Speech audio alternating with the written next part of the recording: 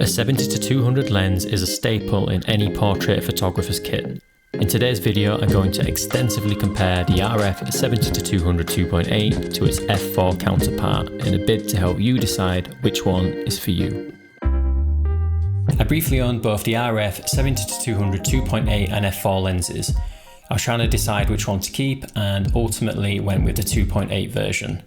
Now since then, I regretted not making a video comparing the two, and I've wanted to get my hands on the f4 version again so I can do just that and compare them head to head for portraits. My aim in this video is to compare both lenses wide open at key focal lengths to see just how noticeable that difference in maximum aperture makes throughout the zoom range. I also want to use both lenses in some real world scenarios so we can see if any of those differences do carry on over to a range of shooting circumstances. We'll also take a look at the obvious size and weight differences, autofocus performance, and I'm also going to compare both lenses to my 85mm prime. This is going to be a very comprehensive comparison because I want this video to be a go-to guide for anybody using any camera system that's trying to decide between these two staple zooms. So let's get started.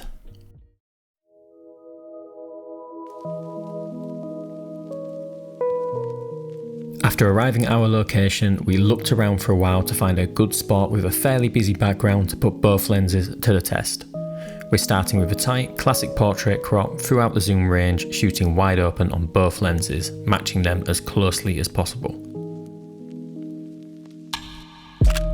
It was a cloudy day, so the light would change between images, but immediately at 70mm, the main difference we are seeing is in the highlights behind Rachel, which are smoother and a little more tamed on the 2.8 lens. I am going to show some close-up crops for the sake of comparing sharpness, but for the most part the 2.8 lens has a very slight edge in sharpness. The same can be said for 85mm, where the main differences are that the f4 images just look a little more flat, with the 2.8 lens having a more prime-like rendering at these shorter focal lengths. The f4 lens also tends to render a little cooler than the 2.8 lens. But as expected before the comparison, once we get above 100mm the gap starts to close. Again, the giveaway is in the specular highlights in the top left of the frame, which is smoother on the 2.8 lens. But already the differences are starting to lessen. Sharpness is excellent on both. 135mm is becoming my favourite focal length for this kind of shot, and both lenses seem to be at their sharpest here.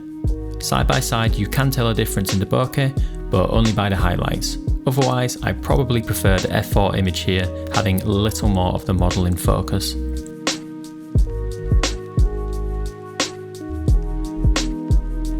Rounding out at 200mm, if you take away those bright highlights, good luck spotting a difference here. The background is totally blown out and most of the time you are not going to be able to tell the difference at this crop.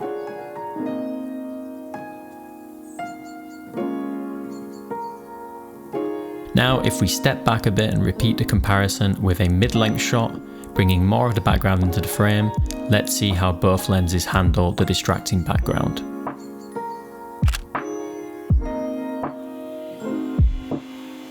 Starting at 70mm right through to 100mm, the differences may be small, but they are there. As you would expect, the 2.8 lens shows its worth here with more separation and a smoother background, just doing that bit better of a job taming the highlights in the background.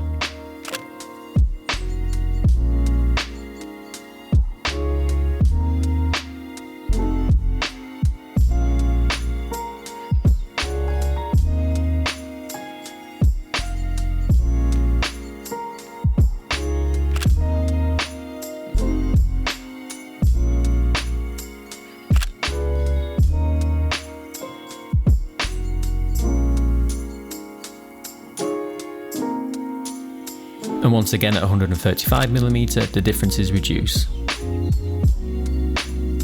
But even still, with Rachel probably standing closer to the camera in the f4 image, the 2.8 still renders a more pleasing background. The images really do have a kind of prime-like pop. Now here's where the 2.8 lens is special.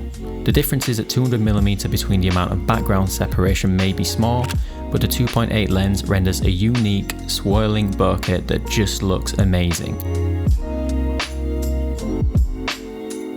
Here's another example.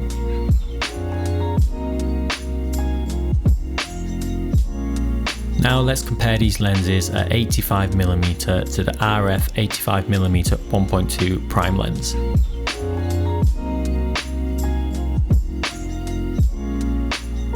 Background blur and separation is off the charts, wide open at f1.2. I don't have the f2 prime, so here's the 1.2 lens stopped down to f2. Now here's all four, showing you the power of the prime lenses to obliterate that background. But with that said, I think this image looks the best at f2 or 2.8. I don't always like the almost cardboard cutout effect of the 1.2, where the subject feels totally separate to the environment. Here's the 85mm 1.2 shot compared to the 200mm 2.8 image. And now here's the same comparison, but now with a closer crop.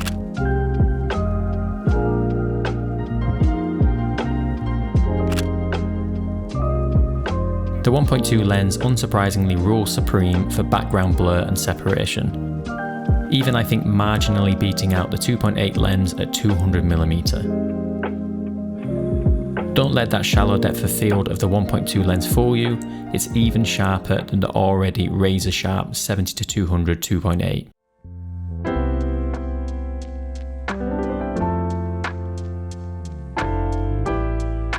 But how noticeable is the difference between the 2.8 and f4 lens in practice, in some real world shots? We took a walk around the grounds to shoot some creative portraits with both lenses to find out.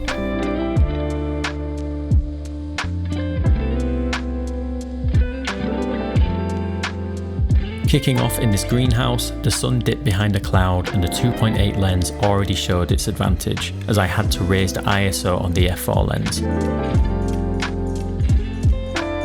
Despite this, good luck spotting the differences here. I shot at 70mm to get as much of the background in as possible, and these images are very close.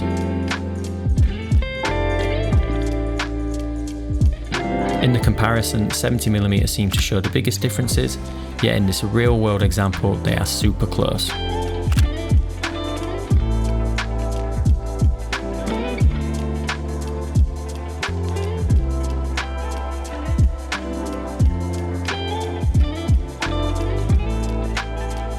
In these shots at 135mm, the 2.8 lens does give a bit more separation from the wall behind Rachel, making for a bit more of a pleasing image.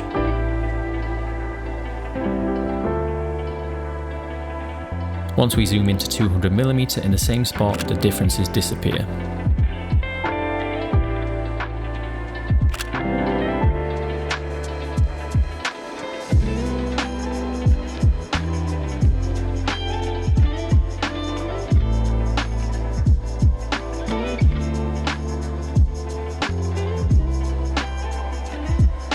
These next two images are testament to how, in one shot, like this one on the stairs, the difference in aperture is barely noticeable and would have no bearing on which of these images I might prefer. Yet on the other hand, this bent shot is a great example of where the f4 image just looks a bit flat in comparison to that little bit of extra separation and pop you get from the background with the 2.8 lens, so it really is situational.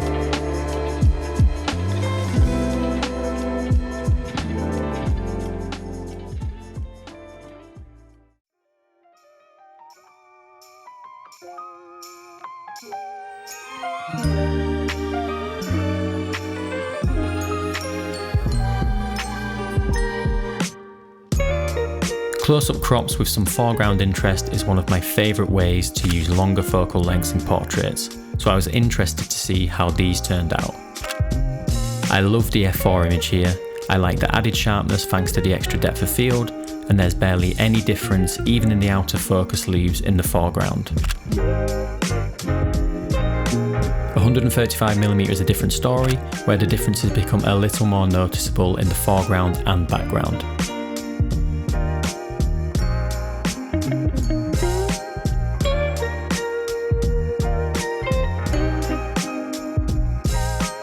In these final images, the sun shining through the tree behind creates specular highlights that are rendered smoother on the 2.8 lens.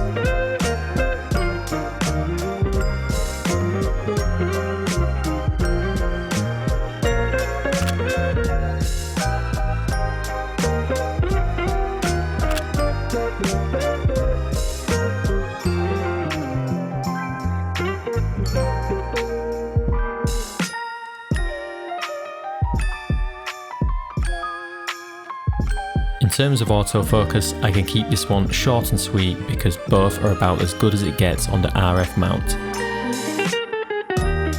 They are snappy and accurate, and capturing walking shots like this isn't even remotely a challenge for either lens, with barely any out of focus, meaning you have the freedom to choose the best images when burst shooting rather than worrying about focus.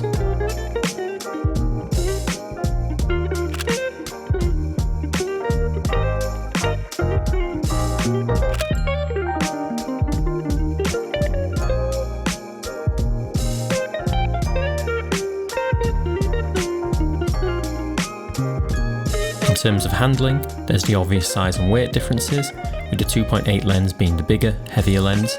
It's important to remember though, this is one of the most compact 70-200 lenses on the market.